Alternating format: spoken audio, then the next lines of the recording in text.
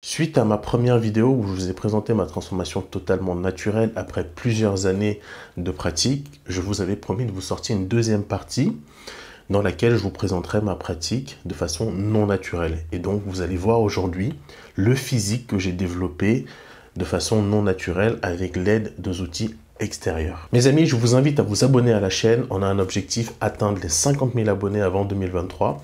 Je sais, il ne nous reste pas beaucoup de temps.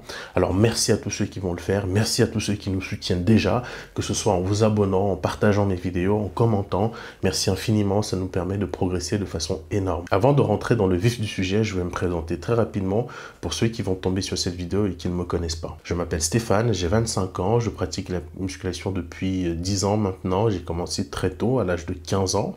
Et depuis plusieurs années, je fais des compétitions à haut niveau. Je suis IFBB Pro et actuellement, je me prépare pour la prestigieuse Mister Olympia. Il m'apparaît important de vous parler de la raison qui m'a poussé à embrasser le côté obscur de la force, c'est-à-dire à utiliser des produits pour développer mon physique. C'est une question que beaucoup se posent, beaucoup s'interrogent sur ce qui nous pousse à faire cela. Et je vais m'efforcer de donner ma raison, ce qui m'a poussé à aller vers ce côté plus sombre de la pratique. Comme vous le savez, dans la musculation et de façon plus générale le bodybuilding, il existe deux paradigmes. Le premier où on pratique de façon naturelle, où on développe un physique en prenant du plaisir tout simplement, sans objectif de compétition. Et le second paradigme dans lequel je m'inscris, où on pratique dans un but de faire de la compétition. Et dans la très grande majorité, on retrouve des physiques non naturels, donc atteignables par une poignée de personnes. J'ai décidé de me lancer pleinement dans le bodybuilding de compétition parce que je suis vraiment tombé amoureux de ce sport. La première fois que je suis monté sur scène, je l'ai fait pour savoir si ce sport pouvait me convenir, pouvait convenir à ma façon d'appréhender le sport. Et je dois vous dire que Cupidon m'a carrément attaqué au bazooka. Vraiment, je suis tombé amoureux du bodybuilding. Et la courbe naturelle de mon évolution était de faire de la compétition. Donc je n'ai pas décidé d'utiliser des produits pour améliorer un physique, pour bomber le torse en public, ou pour faire le kéké des plages, comme on dit. Tout ça pour vous dire qu'il y avait un réel objectif derrière. Même avant de passer sous produit, j'avais déjà un physique, on peut se le dire de façon honnête et décomplexée, que 90% des gens n'atteindront jamais. J'avais déjà un excellent physique. Donc c'est pas par orgueil ou par vanité que j'ai décidé de prendre des produits et développer un physique encore plus impressionnant. C'est que j'ai été vite frappé par la réalité. J'ai compris que si je voulais faire de la compétition, aller à très haut niveau, ce n'était pas une option, c'était une obligation. Donc j'ai été en quelque sorte contraint d'embrasser cette partie sombre de la pratique et de rejoindre le monde de la compétition. J'avais pas le choix tout simplement et je pense que vous le savez. Je vois les produits comme un outil professionnel, je l'ai répété à de nombreuses reprises. Je pense qu'il est important de faire cette mise au point. Je peux comprendre qu'on ne comprenne pas ma façon d'appréhender le sport, ma façon de pratiquer, mais il y a des règles qui régissent ma pratique qui malheureusement ne dépendent pas de moi et que j'ai tendance à subir aussi. Maintenant que ceci est dit, je vous propose de visiter mes transformations physiques. Donc à la suite de ma première compétition après WrestleMania, je présentais ce physique. Toujours naturel, donc c'était un physique qui était plutôt agréable, assez bien proportionné, avec des belles proportions, plutôt agréable à regarder. Après cette compétition, j'ai décidé d'aller plutôt dans le haut niveau, donc faire des compétitions de bodybuilding, parce que WrestleMania c'est un show, c'est pas du bodybuilding. On a décidé de faire INPC Prague. Donc pour ma première compétition, on est directement passé dans le top level, et on avait 9 mois de préparation devant nous. Donc il fallait en 9 mois sortir un bon physique. J'ai commencé donc la sauce magique quelques mois après. Et faut dire que c'est pas vraiment si magique que ça. Donc ça n'agit pas à un claquement de doigts, on attend, on travaille. Donc j'ai rien ressenti dans les premières semaines. Je crois que les premiers ressentis sont arrivés au bout de 4 ou 5 semaines. Et c'était assez brutal d'ailleurs parce que je l'ai ressenti de façon inopinée. C'est-à-dire qu'à un moment donné, j'étais en train de m'entraîner. À l'époque, je faisais les bras. Donc je faisais une séance pec, épaules et bras, je m'en souviens parfaitement parce que c'était tellement brusque comme sentiment que j'ai dû arrêter de m'entraîner. Donc j'étais en train de travailler mes bras et au bout de ma 3e série, j'étais tellement congestionné que je n'arrivais plus à bouger mon bras. Et j'avais jamais ressenti une telle congestion, c'était absurde. J'étais tellement congestionné qu'il était impossible pour moi de me mouvoir comme je le voulais. Donc j'ai dû arrêter de m'entraîner parce que c'était tellement étrange que ça m'a déstabilisé. Et j'ai dû m'habituer un peu à cette sensation de congestion qui arrive très tôt, très vite dans l'entraînement. Et voilà, j'ai commencé à développer un très bon physique. Ce qui est assez impressionnant à cette période, avec du recul maintenant, c'est que j'étais avec un protocole ultra léger. Je m'en souviens encore à l'époque, quand j'en parlais aux gens autour de moi, personne ne me croyait. Alors moi, un peu naïvement, parce que j'étais au début de ma courbe de pratique, je connaissais rien, donc on part toujours de zéro. Avec le temps, on gagne en expérience et on apprend. Donc moi, j'en parlais en pensant que c'était la norme et que tout le monde faisait ça. Et étonnamment, personne ne voulait me croire. Quand je disais ce que je prenais, pour le coup, et que ce que je faisais, les gens me disaient que je suis un menteur et que c'est pas possible. Moi, je comprenais pas et je me dis, mais c'est bizarre, pourquoi les mecs me disent ça alors que je pense que c'est la norme pour tout le monde. Je m'en rendais pas compte à l'époque, mais la plupart des gens que je disais ça prenaient 2 fois plus que ce que je prenais et ils n'avaient même pas, ils se rapprochaient même pas du physique que j'avais. Et moi, avec 2 fois moins, j'arrivais à exploser très rapidement et à développer un physique abusé. Donc, je continue à pratiquer, prise de masse, ça se passe bien. On arrive juste au début de ma sèche et j'ai un physique monstrueux. Il n'y a quasiment rien qui a changé. Donc, on passe sur un protocole dit de sèche. Et là, toujours à l'époque, quand je repense à tout ça, c'est ultra faible, quoi. Je prends rien de fou, en fait. Donc, le physique, il explose. Et avec le recul, je me rends compte qu'on a tendance à sous-estimer la génétique dans sa globalité. En fait, on peut décliner la génétique en 3 niveaux. Le premier niveau, c'est la génétique qui nous permet d'avoir des muscles avec des insertions cohérentes et agréables à regarder, ce qui donne un beau rendu, ce qu'on appelle communément la ligne, donc qui est esthétique, qui est beau. Ensuite, il y a la vitesse de progression. La vitesse de progression n'est pas commune à tous. Je pense qu'on connaît tous quelqu'un qui progresse plus vite que la moyenne ou qui progresse plus lentement que les autres. Donc, il y a la vitesse de progression de la génétique et le dernier facteur qui concerne particulièrement les professionnels, ceux qui font de la compétition, donc qui ont pas un physique naturel, c'est la capacité à absorber les produits et à avoir une forme de réactivité à cela. Et je pense que j'avais ce facteur dès le départ, puisque avec vraiment très peu de choses, mais j'ai littéralement pété, je pèse mes mots, parce que j'ai dû revisiter tout ce que j'ai fait, j'ai dû revisiter mes différents physiques, et je vous assure, c'est littéralement absurde, ça me paraît même irréel. Donc la sèche se poursuit pour ma première compétition. Je monte sur scène, j'affiche un très bon physique pour une première compétition où j'ai été en classique physique catégorie junior, je finis premier. J'ai fait ensuite une deuxième catégorie en open cette fois, j'ai fini 3e. On est content des résultats, on est content de la victoire, on est surtout content d'un physique qui est prometteur. Donc on poursuit les efforts. Après cette compétition, je me mets en off. Pour moi, jusqu'à un peu plus tard, un off, c'est que tu n'as rien dans le sang. Que dalle, tu n'as rien du tout. Donc c'est ce que je fais pendant plusieurs mois. Je laisse mon physique se reposer, je me remets un peu de mes émotions. Jusque-là, ma psychologie ne change pas. Je suis toujours le gars ultra passionné par le bodybuilding. Je défends le bodybuilding corps et âme. Je refuse que les gens crachent sur ma pratique. Pour moi, il n'y a pas de point négatif, il n'y a rien. Donc vraiment, je suis profondément amoureux. Et voilà, vous allez voir que ma psychologie, elle évolue avec le temps. Donc ensuite, après cette période de off-saison, où j'étais totalement à jeun, je reprends la préparation pour INPC Nice. Donc on est à peu près en 2019, si ma mémoire est bonne. Si je me trompe sur les dates, je vous mettrai ça en correction à l'écran. Donc on continue la préparation pour INPC Nice. Je commence une petite prise de masse, on voulait afficher un physique propre, donc je m'entraîne toujours assez bien, assez dur, et je développe un super physique. Honnêtement, je suis plutôt content du physique que j'avais développé pour Nice, parce que j'avais des super proportions, et surtout j'avais un physique ultra propre. Vous savez, il y a ce qu'on appelle la qualité musculaire, et très tôt, dès mon premier protocole, j'avais déjà cette maturité musculaire, c'est-à-dire j'avais déjà des fibres qui se voyaient même quand je n'étais pas en sèche. C'était assez dense le muscle que je développais, et ça va s'accentuer pour la préparation pour Nice, où j'affiche un excellent physique, assez sec, assez propre, avec de belles proportions, mais quand même, je me souviens qu'à l'époque, et c'est encore le cas aujourd'hui, mes épaules étaient très en retard, avec mes bras qui prennent beaucoup de place et qui gâchent la cohérence visuelle entre mes pectoraux, mes épaules et les bras. C'est encore le cas aujourd'hui et je travaille énormément pour corriger cela. Et j'arrive donc à Nice avec plutôt un beau physique, vraiment un très beau physique. C'est l'un des physiques que j'ai particulièrement apprécié durant mes années de préparation.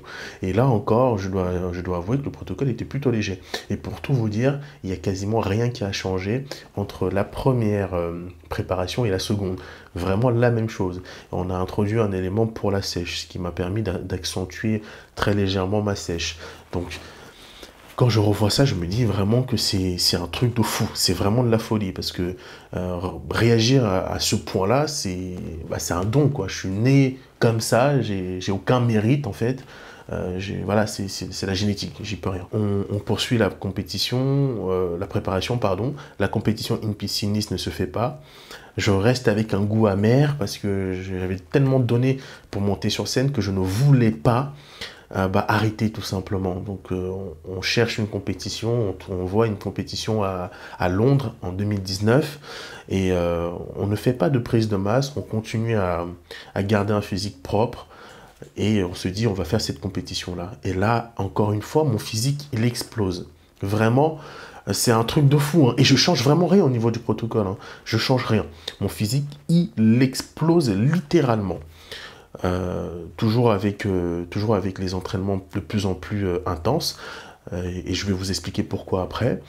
Et là, j'ai des proportions encore plus cohérentes avec une masse et une densité qui s'améliorent et c'est normal, hein, plus on évolue et plus le physique s'améliore, surtout si on est non naturel, c'est tout à fait normal. Donc j'affiche un gros physique, je commence la sèche et la sèche se passe très bien. C'est même l'une des sèches les plus difficiles que j'ai eu à faire parce que j'étais ultra carré. Je n'ai pas fait beaucoup d'écarts, alors j'en ai fait, hein. En sèche j'ai toujours fait des écarts, mais j'étais ultra carré sur celle-là. J'ai fait plusieurs jours de décharge, c'était tellement difficile parfois que j'ai même pleuré, hein. Bon ça je crois que j'ai déjà raconté cette anecdote. Et quand on arrive à Londres, j'ai encore quelques kilos en plus. La veille de la compétition, je sors, je marche, ça fait plusieurs jours que je suis en déficit calorique, quasiment 24 heures que j'ai pas bu d'eau. Mais je me fais quelques pas pour essayer d'évacuer l'eau. Et le lendemain, on n'est toujours pas au poids, donc je vais à la compétition en allant à pied. Je fais une bonne partie du trajet à pied et j'arrive, Dieu merci, je suis au poids. Donc je monte sur scène et là, la magie opère, le physique est incroyable, je suis sec, je suis dense, c'est parfait. Vraiment, pour l'époque en tout cas, c'était parfait. Donc je gagne ma carte pro. Et je décide d'arrêter la compétition suite à cette victoire, pour deux raisons. La première, la plus importante, c'est que je devais me concentrer sur mes études. Et vous savez, je n'ai jamais voulu que le bodybuilding, ma passion, devienne mon métier, parce que pour moi, un métier, ça a des contraintes. Et donc, je n'ai jamais voulu être contraint de faire des compétitions. J'ai toujours voulu faire des compétitions si je voulais faire des compétitions. Donc, pour moi, dès que sa passion devient un métier, c'est plus vraiment une passion parce qu'on est contraint de faire les choses, on prend plus le même plaisir. Donc, j'ai toujours eu cette volonté de garder ma liberté dans ma pratique. Donc j'ai poursuivi mes études, j'ai arrêté la compétition, je me suis dit je poursuis mes études parce qu'à l'époque je faisais tout en même temps, études, entraînement, alternance, j'en pouvais plus, je sentais que si je continuais comme ça j'allais rater mes études, donc je me suis concentré sur mes études, c'était ma priorité. Je me suis dit tant que j'ai pas fini mes études, je reprends pas la préparation. Donc c'est ce que j'ai fait, j'ai arrêté en 2019, est arrivé succinctement après le confinement. Et j'ai décidé de me faire opérer de ma gynécomastie. J'en ai profité de cet arrêt pour soigner ce problème qui esthétiquement ne rend pas très joli. Donc je me fais opérer, et d'ailleurs j'ai fait plusieurs vidéos pour vous expliquer les démarches et comment faire si on a une gynécomastie pour s'en débarrasser. Je me fais opérer, et suite à cela, confinement, opération, arrêt des compétitions, donc qui veut dire aussi arrêt des produits, parce que comme je l'ai dit précédemment, pour moi c'est un outil professionnel. Si je ne fais pas de compétition, je ne touche pas à ça. Et ça a toujours été une contrainte que j'ai toujours tendance à subir. Donc j'ai pas le choix, je sais que c'est comme ça. Si je veux monter sur scène, j'ai pas le choix. Je vais subir cette contrainte et je l'assume pleinement. Donc j'arrête tout et je perds 15 kilos concrètement. Pas d'entraînement, pas de diète, confinement, donc pendant plus de Pendant toute cette période, je ne sais plus combien de temps a duré le confinement et toutes les premières vagues de Covid. Pendant toute cette période, jusqu'au deuxième déconfinement, je ne me suis pas entraîné, pas une seule fois. Donc légitimement, je perds 15 kilos, mais je conserve toujours un physique assez athlétique. Je suis bien dans ma peau, j'ai un super physique qui est pragmatique, je peux m'habiller, je peux courir, je me sens bien. Quelque part, je me sens libéré d'un poids parce que mon physique hypertrophié, j'ai toujours eu tendance à le subir. Et j'étais content d'avoir retrouvé ma liberté. Ma liberté, premièrement, parce que je suis quelqu'un de très discret. J'aime pas me faire remarquer. Et à l'époque, malgré moi, je me faisais remarquer toujours partout où j'allais. Et ça me mettait un peu mal à l'aise. La liberté aussi parce que j'avais d'autres sports que j'ai toujours aimé pratiquer, comme la course à pied, que je pouvais faire à nouveau. Et d'un autre côté, il y avait beaucoup de frustration que j'ai essayé d'étouffer, mais que je n'ai pas pu le faire très longtemps. La frustration s'est exprimée sur plusieurs formes. J'avais l'impression d'avoir perdu une partie de mon identité. C'est vrai que développer un physique impressionnant, c'est aussi une partie de notre identité qu'on voit s'effacer, on n'est jamais content de cela. Les gens me suivaient sur les réseaux pour la musculation, pour le bodybuilding, pour cette passion que j'ai pour ce sport et pour le partage que je faisais sur le sujet. Et j'avoue, maintenant, de façon décomplexée, que ça m'avait fait pas mal, mais ça m'avait fait un petit pincement de me dire que tout le travail que j'ai fait, aujourd'hui, il n'y a plus rien et que je peux plus partager ma passion comme je le faisais avant. Donc ça m'a un peu fait chier, mais je m'en suis très très très vite remis et d'ailleurs, je pense que c'est une bonne chose parce qu'on ne doit pas vivre au prisme du regard des autres. Donc, après ces 2 ans d'arrêt, où j'avais vraiment avancé dans mon cursus scolaire, je rentrais dans une période un peu plus stable, j'ai décidé de reprendre les compétitions donc en 2021, plus précisément à peu près en avril 2021. Je vais vous mettre des photos de cette période où j'avais un physique plutôt agréable. Et même avant ça, j'avais déjà recommencé l'entraînement. Donc mon physique avait un peu progressé. Avril 2021, je me dis, ok, c'est le moment de repartir. Donc je me remets sous un protocole. Comme ce que je faisais avant, d'abord pour retrouver un bon physique. Et j'ai rajouté des éléments par rapport à ce que je faisais avant, ce qui explique ma progression à 1 an qui est assez conséquente. Cette progression, elle est vraiment incroyable. Vraiment, en à peine 1 an, j'ai sorti un physique... c'est absurde tellement c'est impressionnant. Donc en 1 an, j'ai réussi à afficher un excellent physique. 1 an durant lequel je me suis entraîné très dur, où j'ai vraiment été honnête dans mon travail, comme ça a toujours été le cas dès le départ. Et surtout, une année durant laquelle je me suis remis en question sur plusieurs aspects de ma pratique, où j'ai pris du recul et où j'ai vraiment acquiescé les points négatifs comme les points positifs. Mais ça, on en parlera plus tard. Donc là, je développe un physique ultra impressionnant.